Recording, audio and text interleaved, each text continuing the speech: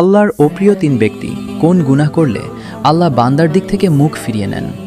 এই বিষয়ে প্রসিদ্ধ একটি হাদিস আছে। নবী সাল্লাল্লাহু আলাইহি ওয়াসাল্লাম বলেছেন, তিন ব্যক্তি এমন আছেন যাদের সাথে কিয়ামতের দিন আল্লাহ কথা বলবেন না, তাদেরকে আল্লাহ তাআলা পবিত্র করবেন না। এই মানুষগুলো যাদের থেকে আল্লাহ তাআলা মুখ ফিরিয়ে নেবেন, তাদের সাথে আল্লাহ কথা বলবেন না, তাদেরকে আল্লাহ পবিত্র করবেন না। ১. টাকনুর নিচে কাপড় পরিধানকারী। সেই মানুষগুলোর মধ্যে একজন হলেন ওই পুরুষ যে পুরুষ টাকনুর নিচে পোশাক পরে। পোশাক পরে বলতে যে পোশাক ওপরের দিক থেকে যায় সেটা টাকনুর নিচে পড়ে, যেমন প্যান্ট, পাজামা, চাদর, লুঙ্গি, জুব্বা, জামা এগুলো। মুজা যেটা নিচ দিক থেকে পরা হয় ওইটার কথা ভিন্ন।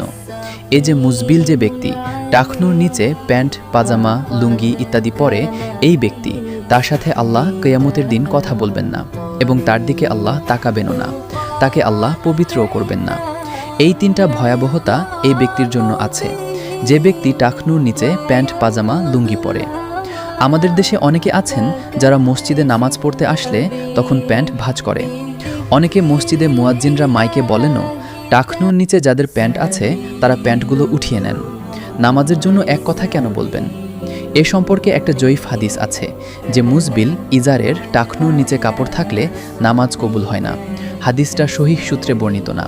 বিশুদ্ধ হাদিসগুলো হলো কমন এবং জেনারেল, সব সময়ের জন্য এটা প্রযোজ্য যে পুরুষ মানুষ টাকনুর নিচে পোশাক পরবে না।